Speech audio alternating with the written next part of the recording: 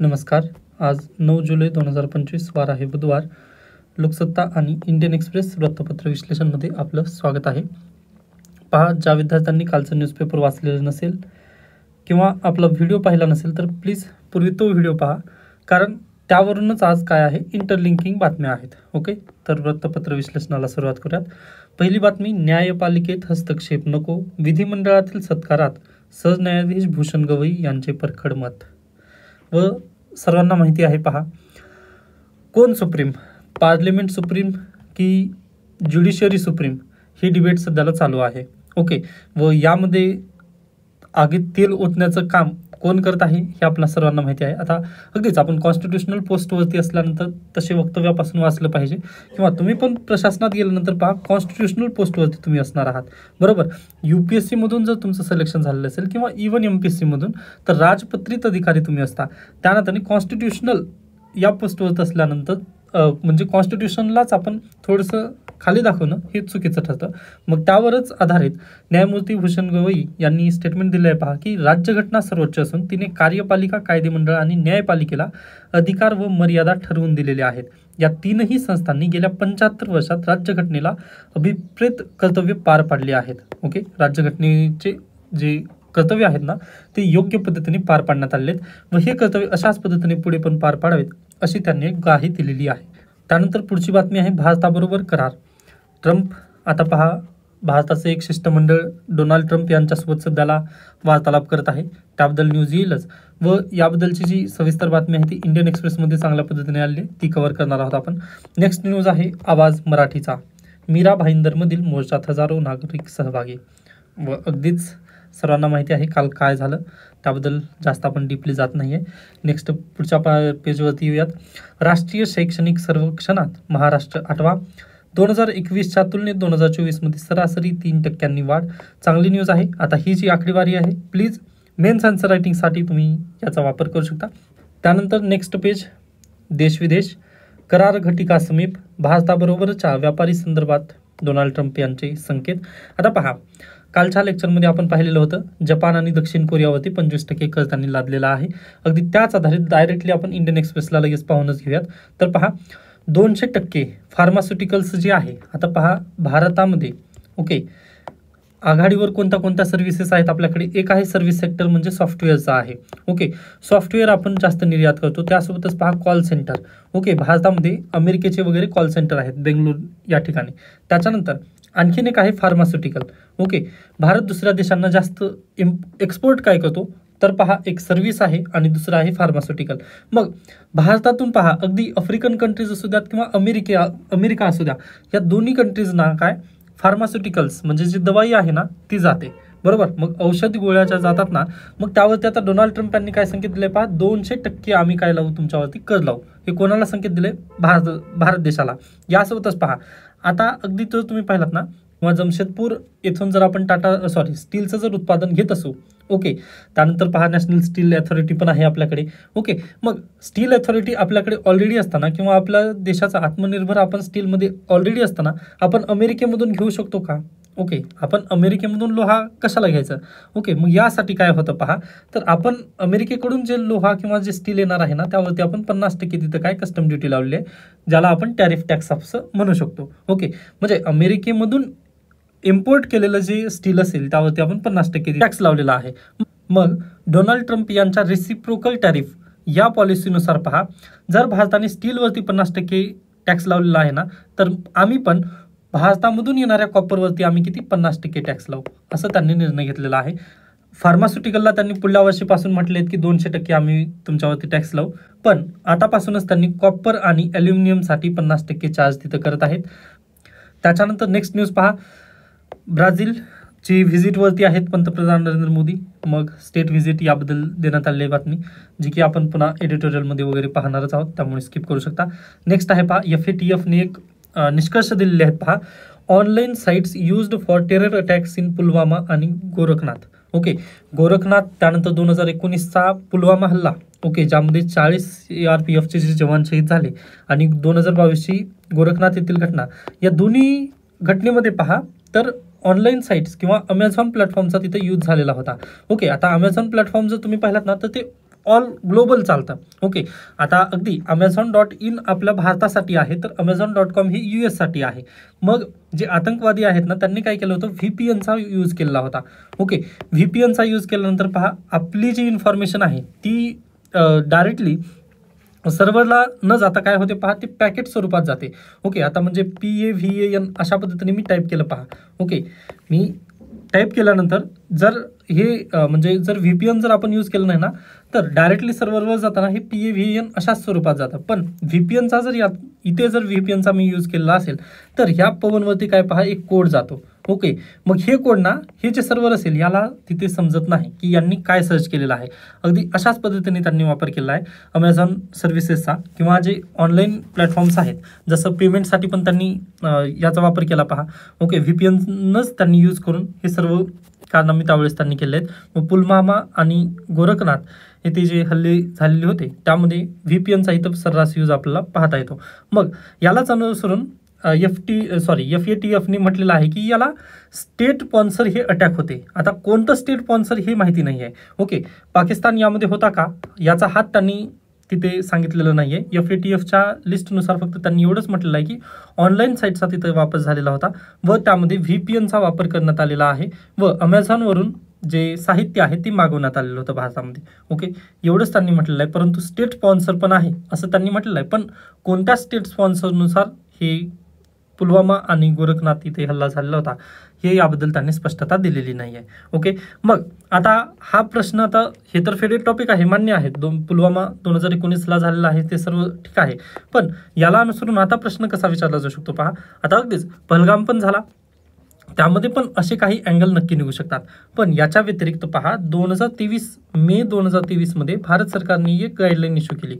Okay, व त्या गाईडलाईननुसार त्यांनी काय म्हटले की VPN, भारतामध्ये VPN जर यूज करायचं असेल, ओके, आता ती कोणतीही कंपनी असू द्या, मग त्या कंपनीला जर भारतामध्ये सर्व्हिस द्यायचं असेल व भारतातील कस्टमर्सला जर VPNचा यूज करायचा असेल ना, तर त्यांची इन्फॉर्मेशन ही भारत सरकारला द्यावी लागेल. गव्हर्नमेंट ऑफ इंडियाला तिथं देणं बंधनकारक करण्यात आलेलं आहे. त्यामुळे पहा, बहुतांश जे VPN सर्व्हिसेस आहेत ना, त्यांनी भारतामधून जे त्यांचे सर्व्हर्स होते ते हटवलेले आहेत किंवा त्यांची सर्व्हिस पण आता त्यांनी बंद केलेली आहे. त्याचं नेमकं हेच कारण आहे की मे 2023 मध्ये भारत सरकारने गाईडलाईन इश्यू केली. मग आता त्या गाईडलाईनला आपण कसं इथं योग्य होतं हे आपण इथं नक्की सांगू शकतो. भारत सरकारने 2023 मध्ये जो पाऊल उचललेला होता त्याला आपण इथं अगदीच योग्य ठरवत आहोत. ओके, कारण पहा, FATFच्या रिपोर्टनुसार ऑनलाईन साईटचा तिथं वापर झालेला होता पुलवामा हल्ल्यामध्ये. ओके, त्याच्यानंतर पुढे चला, इथे आपल्यासाठी त्यानंतर ही जी बातमी आहे ती कोविडच्या नंतर US व्हिसामध्ये तिथं डिक्लाईन आलेला आहे असं सांगण्यात आलेलं आहे. व अगदीच पाहता डोनाल्ड ट्रम्प आल्यानंतर तर अमेरिकेचा व्हिसा मिळणं थोडंसं कठीण झालेलं आहे. त्यामुळे अगदीच इथं डिक्लाईन येणार आहे हे आपल्याला नक्की सांगता येतं.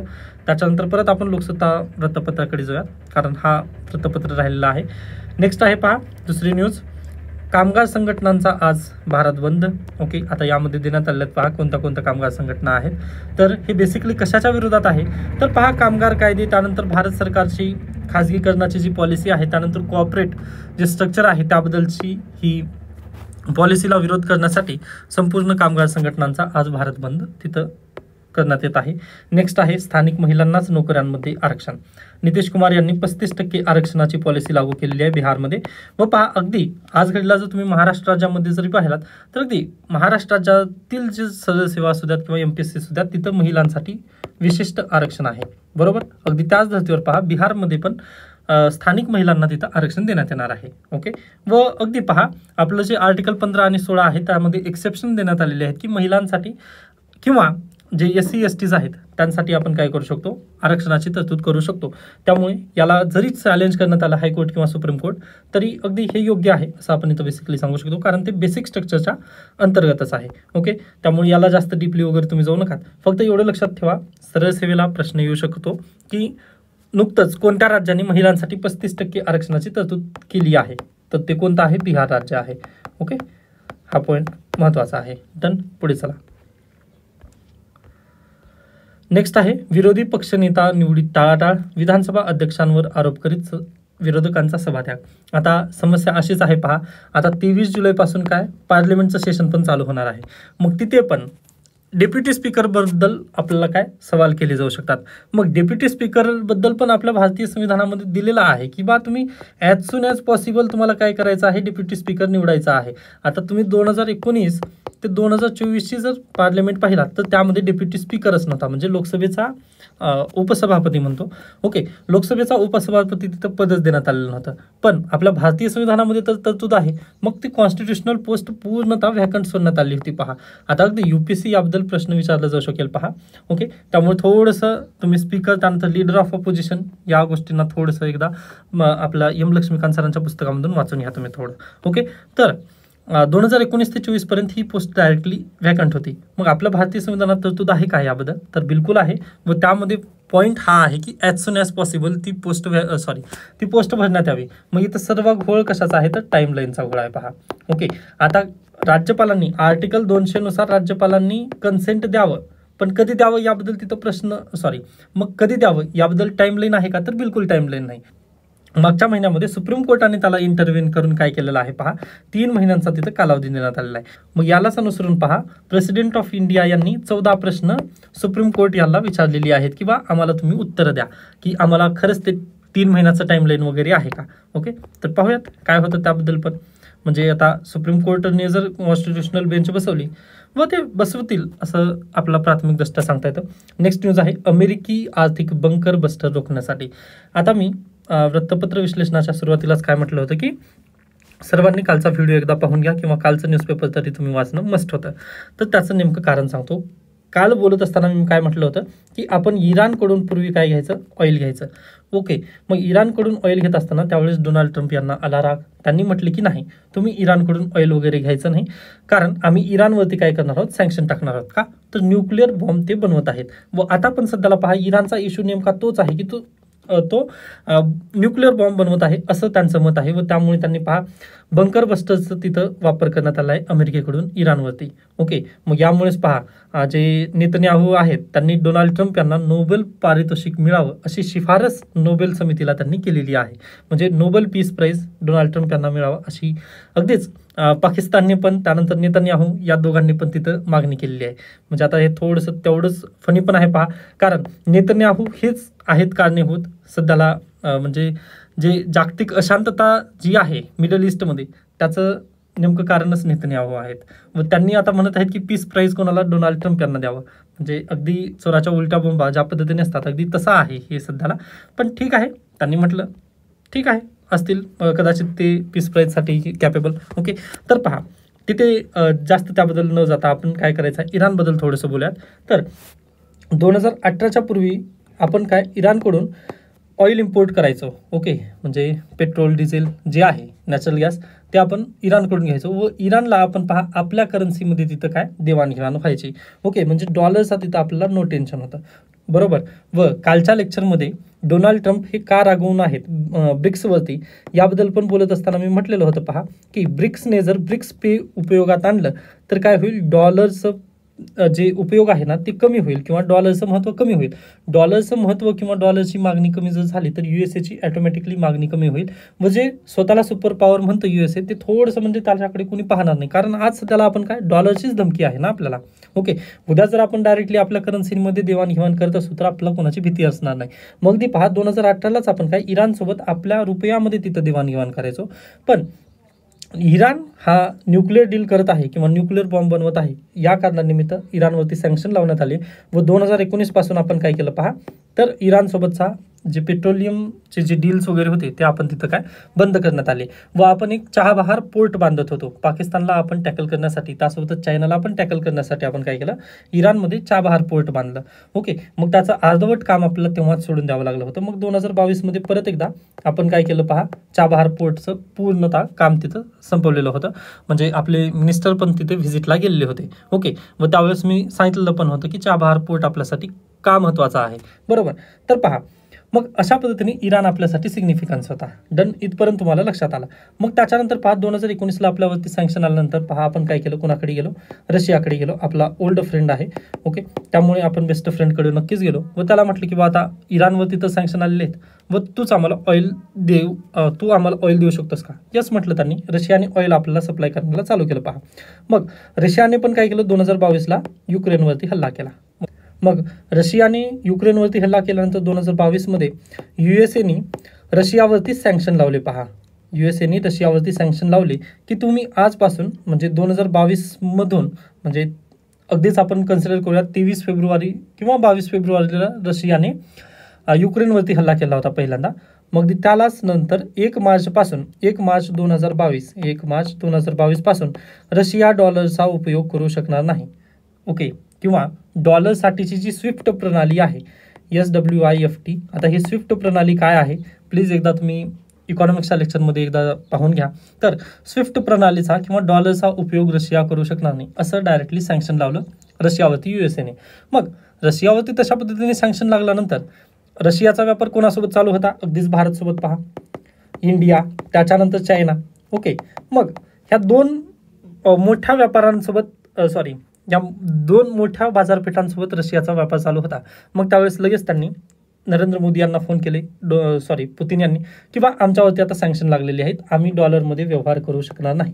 मग याला तोडगा काय आहे, तर आपण काय करूयात, रशियाचं रुबल आणि इंडियाचा रुपया याबद्दल आपण काय करूयात, डायरेक्टली त्यामध्येच देवाणघेवाण करूयात.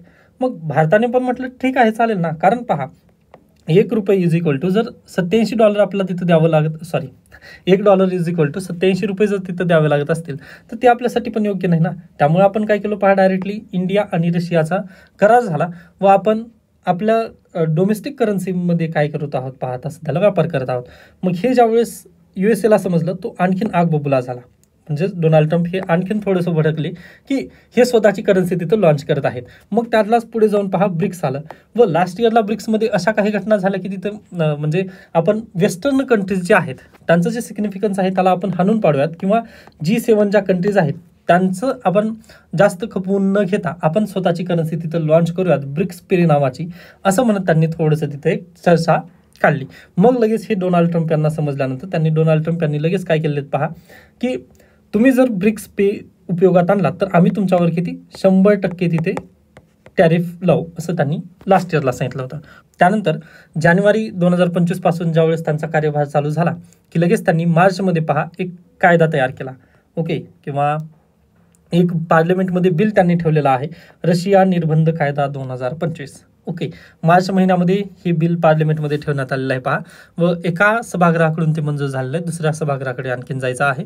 त्यामुळे हे थोडंसं महत्त्वपूर्ण आहे आपल्यासाठी, रशिया निर्बंध कायदा 2025, ओके. आता हे जर पार्लमेंटमधून पारित झालं, अमेरिकेच्या पार्लमेंटमधून हे जर बिल पारित झालं ना, तर होणार काय आहे, रशियासोबत जो कोणता देश व्यवहार करणार आहे त्याच्यावरती त्यांनी किती 500% तिथे टॅरिफ लावणार आहेत. म्हणजे आता भारत सरकार रशियासोबत आपापल्या डोमेस्टिक करन्सीमध्ये व्यापार करत आहे, किंवा आपण पेट्रोलियम पदार्थ तिकडून रशियाकडून आपण आयात करतो. मग उद्या हे जर अमेरिकेला समजलं तर अमेरिकेसोबत आपल्या ज्या देवाणघेवाण होणार आहे वस्तूंची त्यावरती 500% तिथं काय टॅरिफ वसूललं जाईल. म्हणजेच काय, 100 रुपयाची जर वस्तू असेल तर त्यावरती प्लस 500 रुपये तिथं काय लावावं लागेल, टॅरिफ तिथं लावलं जाईल. यामुळे ती वस्तू आपल्याला 600 रुपयाची पडेल. अशा पद्धतीने नवीन तिथं कायदा होत आहे अमेरिकेमध्ये. मग हे आपल्यासाठी पहा थोडंसं एक चॅलेंजिंग असणार आहे, कारण एकीकडे आपल्याला जे ऑइल इम्पोर्ट आहे किंवा आपल्याला ऑइलमध्ये आपण पहा आत्मनिर्भर नाही आहे, बरोबर. मग ऑइलमध्ये आपण स्वतः आत्मनिर्भर नसताना आपला दुसऱ्या देशावरतीच म्हणजे अवलंबून राहावं लागतं, ओके. मग त्यावेळेस जर आपण रशियावर अवलंबून राहिलं तर अमेरिका अशा पद्धतीने जर टॅक्सेशन तिथे लावत असेल तर हे पुढे चालून आपल्याला थोडंसं महागाई वाढण्याचे संकेत देत आहेत, ओके. म्हणजे खऱ्या अर्थाने एवढे टॅक्सेशन तर तिथं लावू शकत नाहीत. आता डोनाल्ड ट्रम्प आल्यानंतर त्यांनी डायरेक्टली 70% अशा पद्धतीने आपल्या भारत देशावरती तिथं सँक्शन लावले होते, पण लगेच त्याला विरोध झाला व त्यांना पण माघार घ्यावी लागली होती. पण आता त्यांनी काय केलं, रशिया निर्बंध कायदा 2025 केलेला आहे. यामुळे काय होईल पहा, रशियासोबत अगदी चायनाचे पण संबंध आहेत व चायना पण ऑइल इम्पोर्ट वगैरे तिथून करतच आहे रशियाकडून. इंडिया आणि चायना या दोघांवरती हे जास्त पद्धतीने 500% जर टॅक्स लागत असेल तर अमेरिकेला पण थोडंसं हे चॅलेंजिंग असणार आहे. कारण पहा ग्लोबलायझेशनमुळे ना एका देशामध्ये जर महागाई आली किंवा मंदी जरी आली तर ती दुसऱ्या देशावर ऑटोमॅटिकली तिथं काय होणार आहे, डिपेंडंट होणार आहे. ओके, तर हा एक थोडासा महत्त्वाचा पूर्ण मुद्दा आहे. त्यामुळेच ब्रिक्स पॉईंट इथं आपल्यासाठी खूप गरजेचा ठरतो. ओके, त्याच्यानंतर पुढे जाऊयात आपण. नेक्स्ट आहे पहा ब्रिक्सबद्दलच. कालच्या लेक्चरमध्ये ब्रिक्सबद्दल भरपूर मी पॉझिटिव्ह गोष्टी सांगितल्या होत्या. आज निगेटिव्ह गोष्टी सांगतोय. निगेटिव्ह गोष्टी अशा पद्धतीने पहा की जे ब्रिक्स संमेलन आहे त्यामध्ये पॉवरफुल नेशन्स कोणते कोणते आहेत तर पहा, एक इंडिया आहे, त्यानंतर आहे रशिया, त्यानंतर आहे चायना. इंडियाचे पंतप्रधान गेलेले होते, पण रशिया आणि चायनाचे राष्ट्रपती गेले होते का तर बिलकुल नाही. चायनाचे पंतप्रधान गेले होते व रशियाचे व्लादिमीर पुतिन हे डायरेक्टली व्हिडिओ कॉन्फरन्सिंगवरच तिथं उपस्थित होते. मग या कारणांमुळे पहा, जर ब्रिक्सला आपल्याला पुढे घेऊन जायचं असेल व म्हणजे आपले स्वप्न आहेत ब्रिक्सला पुढे घेऊन जायचं, पण दुसरीकडे आपण पहा रशिया चायना हे जे मोठे राष्ट्र आहेत ते आपलं जर सपोर्ट करत नसतील तर आपण ते बारीक राष्ट्रांसोबत मदत घेऊन आपण काही लढा देऊ शकत नाही. म्हणजे G7 एकीकडे बलाढ्य नेशन आहे किंवा एक मोठा समूह आहे, मग त्याच्यासोबत आपण म्हणजे अगदी बारीक छाटपूट नेशनचा जर लढा देत असू तर ते योग्य होणार नाही, असं इथं बेसिकली लेखकांचं म्हणणं आहे. यासोबतच आणखीन एक जर गोष्ट यात इथे नमूद करायची जर म्हटलात तुम्ही, आपण जो गट तयार केलेला आहे, ओके, या गटामध्येच भांडण जास्त आहेत. जसं पहा भारत पाकिस्तान, त्यानंतर भारत चायना. आता पाकिस्तानला आपण काय घेतलं मध्ये तर छुपी पद्धतीने मदत चायना पाकिस्तानला करत आहे. पाकिस्तान जरी ब्रिक्सचा सदस्य राष्ट्र नसला तरी देखील छुप्या पद्धतीने चायना पाकिस्तानला मदत करत आहे व त्यामुळे भारताची इथं अडवणूक केली जात आहे. ओके, मग आपणच आपले जर दुश्मन इथं बनत असू तर मग हे योग्य नाही ना. मग ब्रिक्स कसं पुढे जाईल हा एक इथं महत्त्वपूर्ण प्रश्नचिन्ह आहे. त्याच्यानंतर आणखीन एक जर तुम्ही म्हटलात तर इराणवर अमेरिकेने तिथं काय केलं पहा, हल्ला केला, म्हणजे बंकर बस्टर वगैरे तिथं बॉम्ब फेकण्यात आले, बरोबर. मग पहा त्याचं तिथे कोणीही म्हणजे इराण जो आहे ना तो ब्रिक्स परिषदेचा आता सदस्य राष्ट्र आहे, तरी देखील आपण त्याचं निंदनीय तशा पद्धतीने अमेरिकेला कडकडून टीका देतो कोणीही राष्ट्राने केली नाही. पहलगाम हल्ल्याबद्दल आपण तिथं बोललो, परंतु आपण तिथे नाव वगैरे घेतलो का की बाबा इथं चायनाने वगैरे मदत केलं ते स्टॉप करायला हवी, असं कोणीही तिथं म्हटलं नाही. फक्त एवढं म्हटलं आपण की जे टेररिझम वगैरे आहे, आतंकवाद आहे, त्याला आपण खपून घेणार नाही, अशाच पद्धतीने आपण तिथं शब्द बोलले जे की दुसऱ्या आपण परिषदेमध्ये बोललो. मग त्यामुळे पहा ब्रिक्स होत आहे, चांगली गोष्ट आहे, परंतु याचं रिलिव्हन्स जेवढं आपला समजावून सांगितलं जातं किंवा आपलं जेवढं पाहिजे ना तेवढं तिथं बेसिकली होताना दिसत नाही आहे. व हा ब्रिक्स परिषद जर G7ला जर टक्कर द्यायचं म्हटलं तर सर्वांनी एकत्र येऊन काम करणं गरजेचं आहे. इंडिया आणि चायनाचे जे संबंध आहेत ते आणखीन चांगल्या पद्धतीने सुधारवण्याची खूप गरज आहे, असं इथं लेखक म्हणत आहेत. व हे हे थोडंसं निगेटिव्ह पॉईंट तुम्ही म्हणजे तिथं पहा, कालच्या लेक्चरमधले पॉझिटिव्ह गोष्टी घ्या व आजच्या निगेटिव्ह गोष्टी घेऊन तुम्ही आन्सर रायटिंगचा प्रयत्न नक्की करू शकता. ओके, आय होप हा पॉईंट समजलेला असेल. नेक्स्ट पुढे जाऊयात. अशा पद्धतीने आजचा लोकसत्ता संपतो. पहा यामध्ये दुसरी अन्य न्यूज नाही आहे. आता इथं जर तुम्ही पाहिला तर जेन स्ट्रीम प्रकरणी आता सध्याला सवाल उठत आहेत. मग पाहूयात, अद्याप याचा लेख वगैरे आलेला नाही, आर्टिकल आल्यानंतर आपण याबद्दलची चर्चा करूयात. नेक्स्ट आहे इंडियन एक्सप्रेसकडे जाऊयात आपण. एक बेस्ट न्यूज म्हणजे पहा, Kerala woman forest officer rescues 16 feet लांब किंग कोब्रा. ओके, आणि 6 मिनिटांमध्ये त्यांना पकडण्यात किंवा रेस्क्यू करण्यात त्यांना यश आला व हा व्हिडिओ व्हायरल होत आहे, तुम्ही नक्की पाहू शकता. म्हणजे एक ब्रेव्ह ऑफिसर तुम्ही म्हणू शकता. व केरळ फॉरेस्ट जे ऑफिसर्स आहेत त्यामध्ये त्या फक्त पहिल्या महिला आहेत किंवा ज्यांना साप पकडण्याची ट्रेनिंग वगैरे आहे व त्या करेजियसली ते काम करतात असं त्यांनी म्हटलं आहे. व तुम्ही नक्की तो व्हिडिओ पाहून घ्या, ओके, समजून येईलच तुम्हाला. त्याच्यानंतर आपण पुढे जाऊयात. बाकी स्टेट न्यूज आहेत पहा, जेवढ्या जास्त काही गरजेच्या नाही आहेत. नेक्स्ट न्यूज आहे, महाराष्ट्रात लवकरच इलेक्ट्रिक बाईक टॅक्सीज येणार आहेत. त्यांचे अद्याप रूल्स नोटिफाईड झालेले नाहीत, त्यामुळे आत्ताच आपल्याला याबद्दल काय रूल्स वगैरे आहेत एवढं झोप उडवण्याची आवश्यकता नाही आहे. ज्यावेळेस रूल्स येतील त्यावेळेस आपण नक्की त्याबद्दल पाहूयात. ओके, कॉन्स्टिट्युशनल मॅन्डेट वगैरे काय आहे ते पुन्हा पाहताच येईल. त्याच्यानंतर 3 आर्म्स ऑफ डेमोक्रेसी, आपण लोकसत्तामध्ये ही बातमी पाहिलेलीच आहे. ओके, त्याच्यानंतर पुढे जाऊयात आपण. इथे पण आपल्यासाठी गरजेची न्यूज नाही. नेक्स्ट आहे पहा, ॲड्रेस मिसगिविंग्स. ओके, आता ग्रेट निकोबार आयलँड. ओके, आता अंदमान निकोबार बेटे, एकच मिनिट द्या. हे अंदमान निकोबार बेटे आहेत पहा.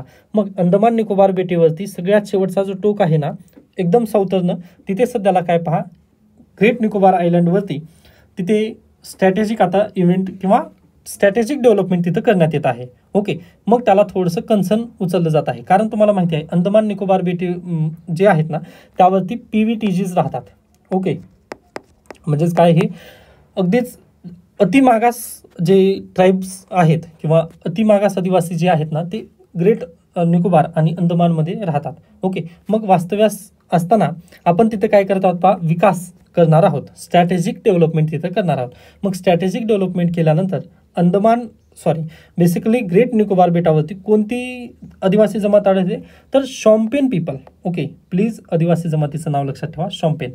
ओके, तर शॉम्पेन पीपलला तिथं खतरा आहे किंवा पाहताना तिथं काय करावं लागतं, आता जर इथं डेव्हलपमेंट होणार असेल मग तिथं पेड कटाई होईल, मग झाडं जर तिथले कापले जातील तर आदिवासींना तिथं बेसिकली धोका आहे. त्यामुळे पहा कन्सर्न रेज केले जात आहेत. मग कन्सर्न रेज करण्याचं काम अगदीच ॲक्टिव्हिस्ट, सोशल ॲक्टिव्हिस्ट वगैरे करत आहेत, पण त्यांना उत्तरं गव्हर्नमेंट ऑफ इंडिया तशा पद्धतीने देत नाही आहे किंवा इथं ट्रान्सपरन्सी इथं बेसिकली राहत नाही आहे, असं इथं लेखकांचं म्हणणं आलेलं आहे.